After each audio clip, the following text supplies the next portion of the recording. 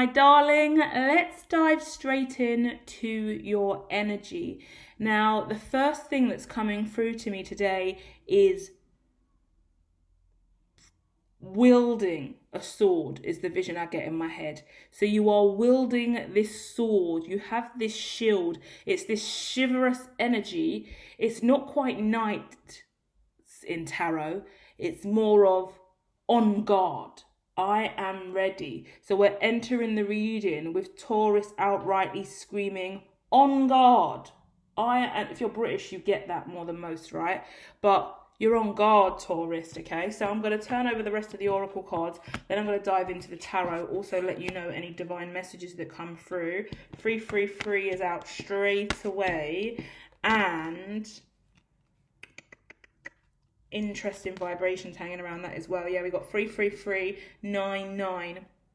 8 as well. So there is a little bit of sequence in here in regards to the 8 to the 9 and then the 333. So let me tell you what this says to me.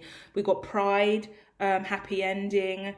What are these cards here? All interesting energy as well at the bottom here. I thought, okay, what's hanging around?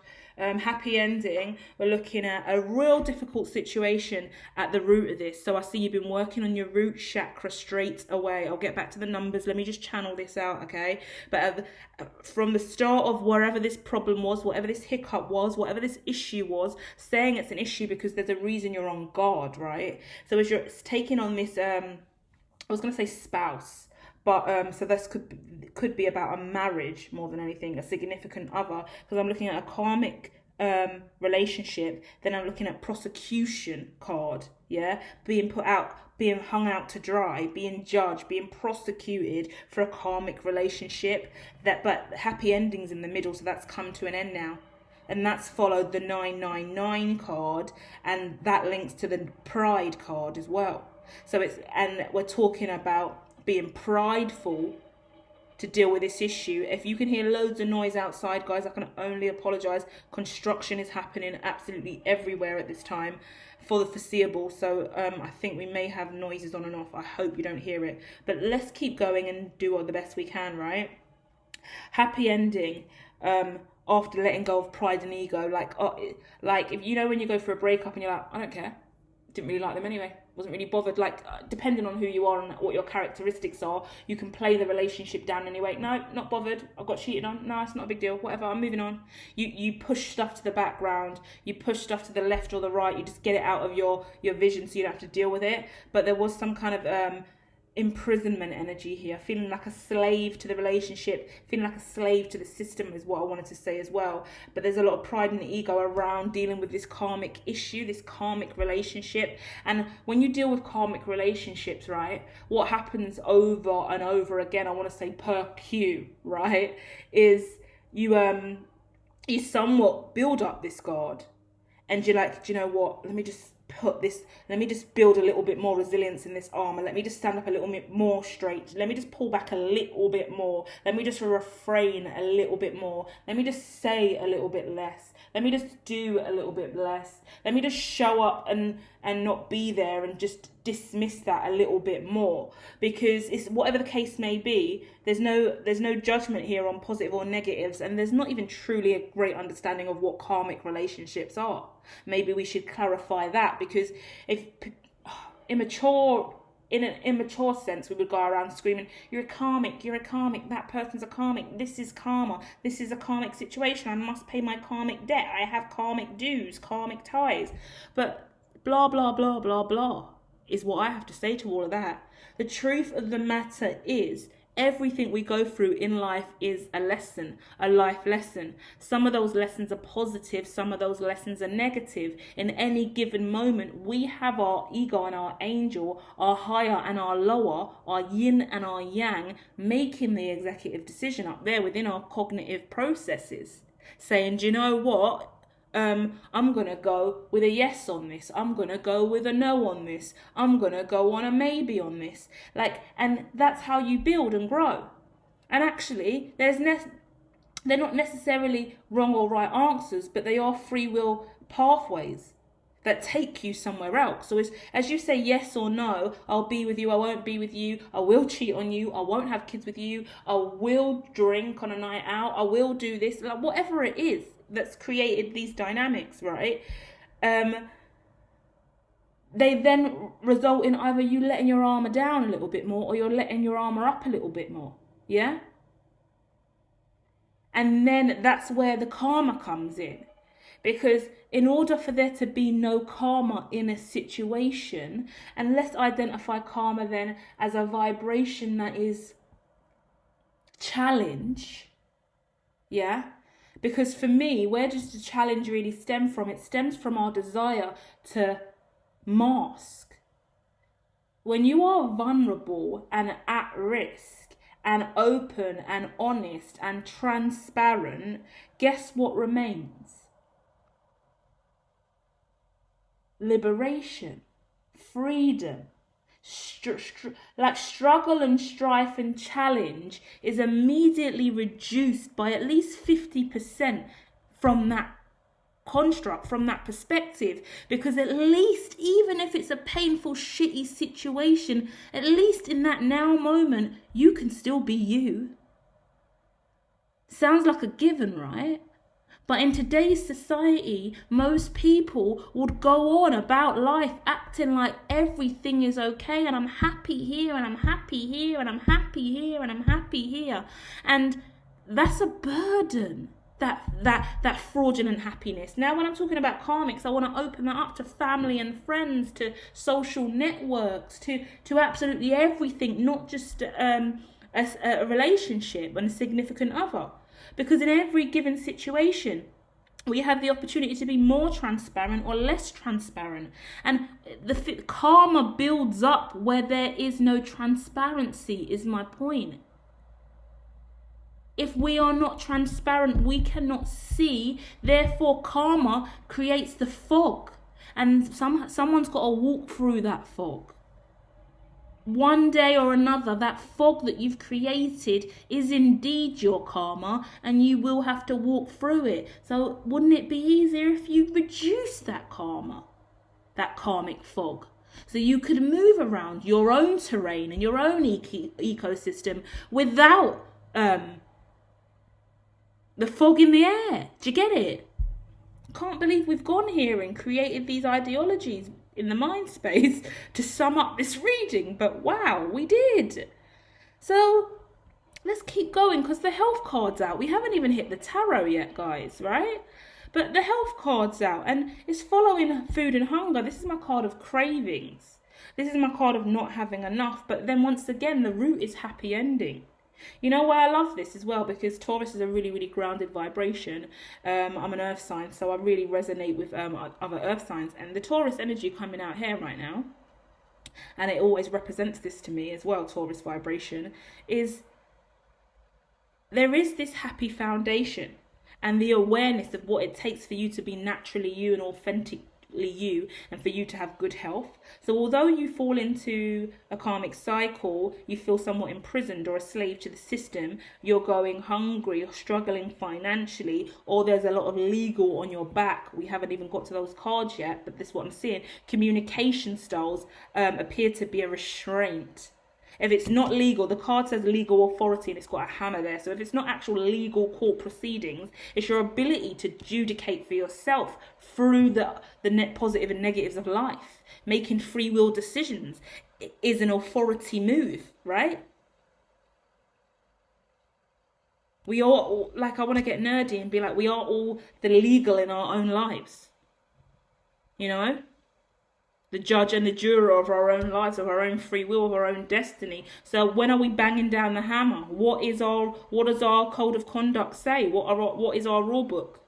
You know, what are we putting up? What are we swearing on? Yeah, if we're making an oath, what are we swearing on?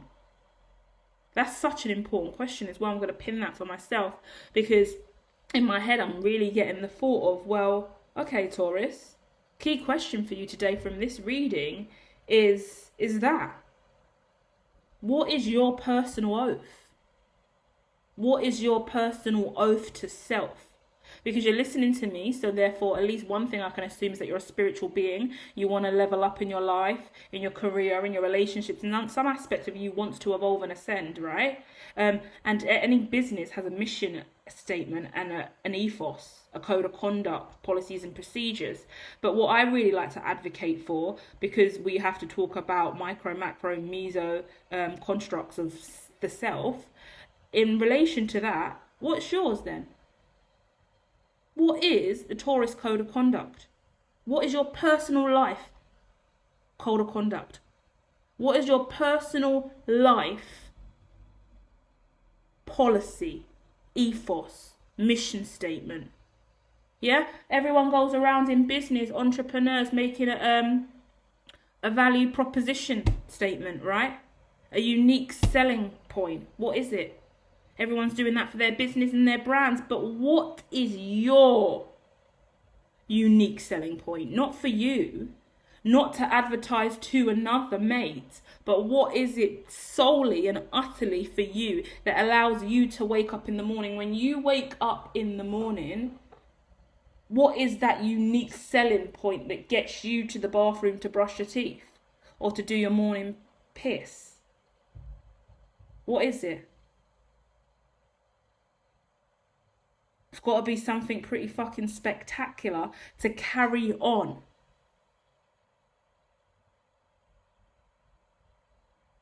In the name of happy days, which you see in your root chakra. Root chakras, we're just talking about root chakra today as well, which is interesting because they're just identifying the fact, the divine is identifying the fact that you truly are grounding down that root chakra. Root chakra's locked in, is what I would say.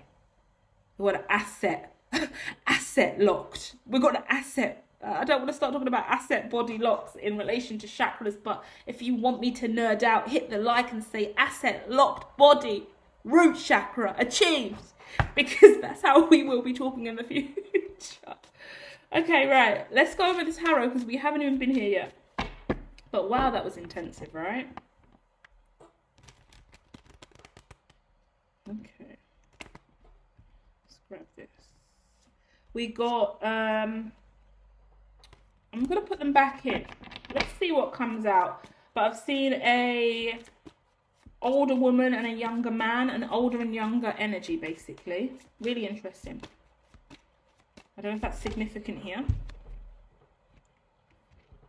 Okay, interesting energy.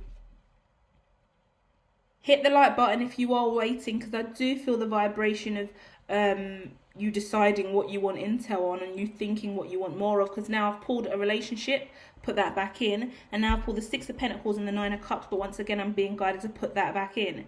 So it's like equal give and take in a connection that is wish fulfillment. There was some kind of masculine and feminine relationship coming up, but every time I go to do it, the way that the cards are jumping out, again, I'm putting that back in. Why am I putting all of this back in?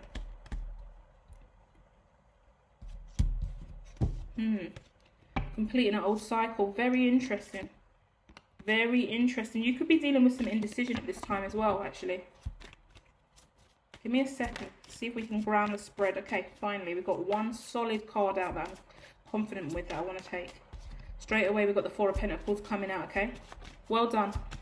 First thing I've got to say is well done. Really, really establishing yourself independently on your own, getting incredibly grounded. It wasn't an easy decision, because the only thing that's got you to this point in your career right now, in your life right now, in your relationship right now, on guard in this powerful position right now. Remember, you're a knight. Knights have to be knighted, sorry. You have to get your knighthood. So imagine that, right? You've already been given your knighthood. You've already been honoured, rewarded, recognised, established. You're in an incredibly great position. And at the end of the day, whatever you've gone through over the last year or last 19 months, it is really, really significant, because it hasn't been easy. And once again, I came into the reading speaking about those swords, didn't I? Yielding those swords. When I speak about yielding swords, I'm speaking about that truth. I always scream the same quote over and over again. And it's the simple fact that truth is such a painful thing to hear. Yeah? The truth that truth reveals. is a really, really hard sword to yield. It's so painful to see the truth for someone else, know the truth, speak on the truth, tell someone else the truth. Because the truth hurts. That's the matter of fact. And especially, once again, if your karma is rooted in fog and choosing not to be transparent, then you're more than likely going to end up in that situation that you don't want to be in.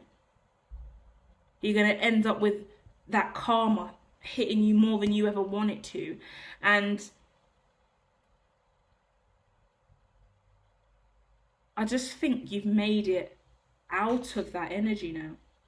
This woman's coming out again, the same woman I put back in. That's why I like to do readings like this, because the woman's out again. I'll see if the man comes out again, but the woman is out, and there is money all around this woman. Initially, I felt like I was connecting with a masculine. So you could be a masculine dealing with a very, very abundant woman, or you are an abundant, rich-ass woman. Moving forward as well, Chariot's out. Three of Cups is out. There's a little bit of fear still hanging around. Is this going to come true? Is this happy ending going to be real, right? And then I'm looking at, a final ending. The final countdown.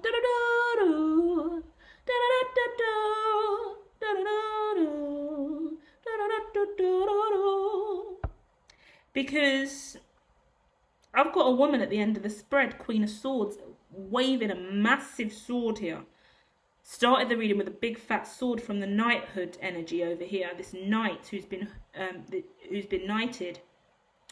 Coming through with truth and clarity, taking ownership, accepting judgment of whatever's gone wrong in the past, dealing with serious karmic issues. Then I've seen them really stabilize themselves, get grounded, get secure independently on your own as well. Then either you are this woman, or there is an influence of this woman.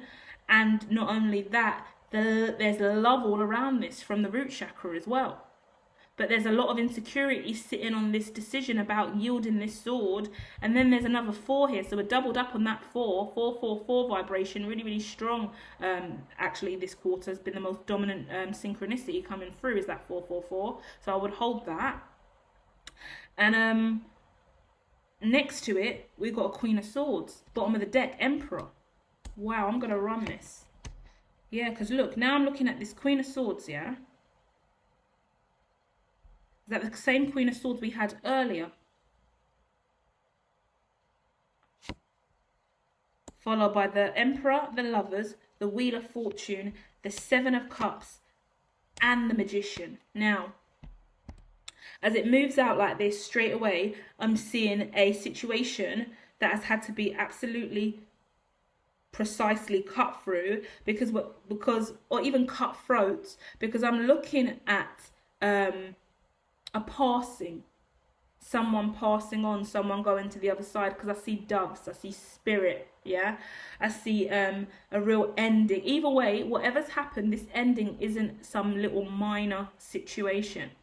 It's a massive, massive end of an era, an end of an old cycle. Someone could either have passed away, or something in your life changed so drastically that it was a very serious ending. If it was a karmic situation, you just cleared the whole fucking karmic line. You just broke the ancestral curse of all time. Whatever it is, this is not some small scenario or small incident. This is forever my life is changed. Forever I have learnt this. You know, you do the same dumb shit over and over again 100 times, and then that fog comes back again. You're wondering why you're getting that karma again. And then finally you get it. You're like, shit, yes. I finally learnt the lesson. I understand what I've been doing. I've done this bare times before by accident. Shit, now I see.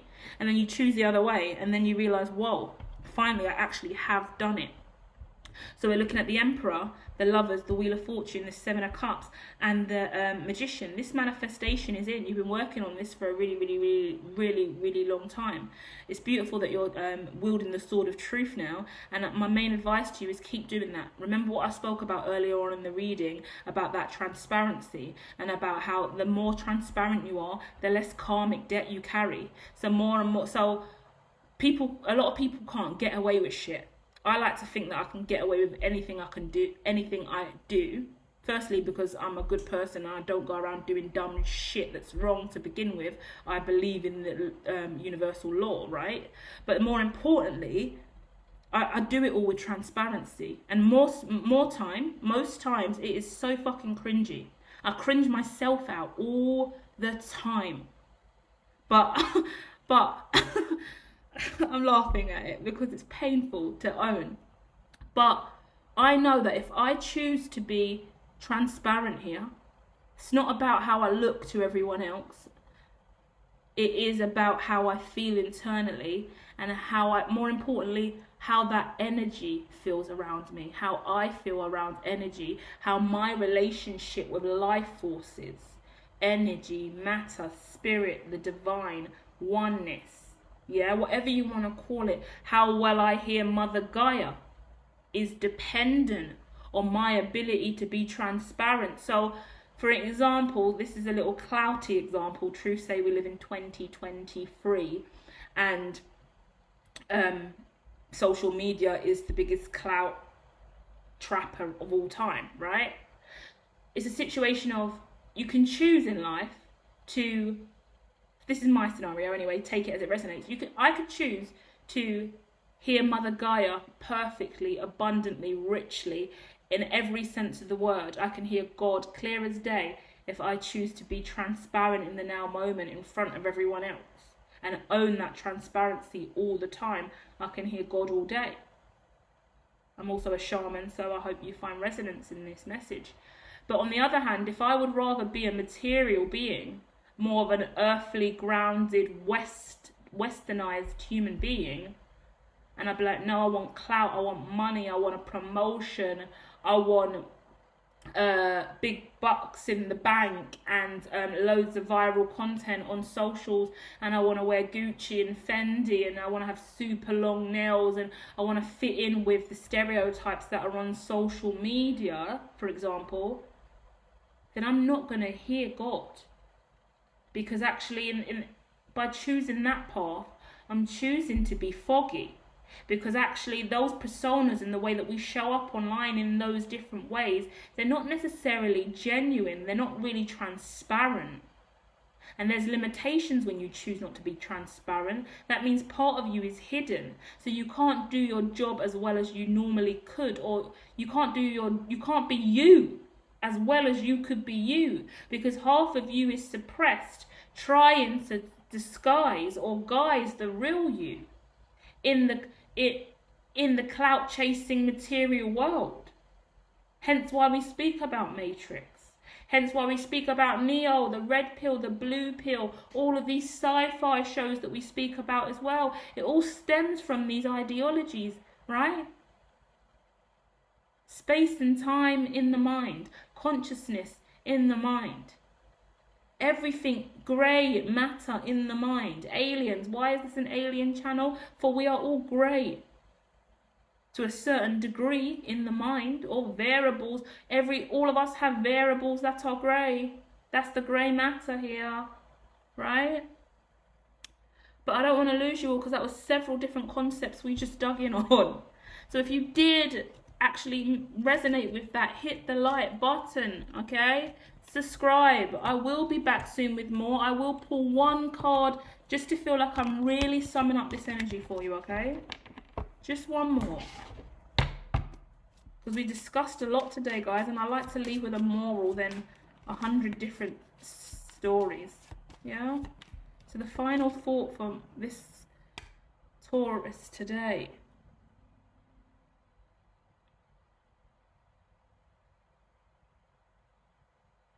10 of Wands. Wow, stunning. Now, what I will say on the outro is it is really, really beautiful when you can take your burdens, your struggle, your trauma, your life story, and lay it out in front of you and use it as a roadmap to your next step, or let it be an Akashic record of who you are today. Yeah? because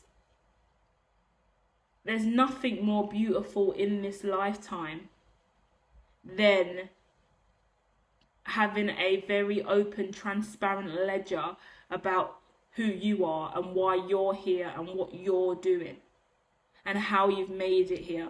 I just watched Keisha Cole's biopic on TV. It's not something I would ever really watch, and to be honest, the production of it was absolute dog shit. Sorry, Keisha Cole, but I like her as a music artist, so I watched a little bit of it. And just the idea of a biopic, I quite often retweet a lot of Einstein memories, because they're Akashics, they're old records, they're old memories. They explain to you how they got to where they are today.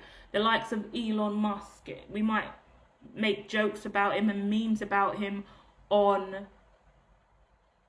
Twitter, but everyone's going to be Googling him and searching every nook and cranny of the web for his history and his life story and how many kids he had and what age he done this and how he accrued his wealth and when he did.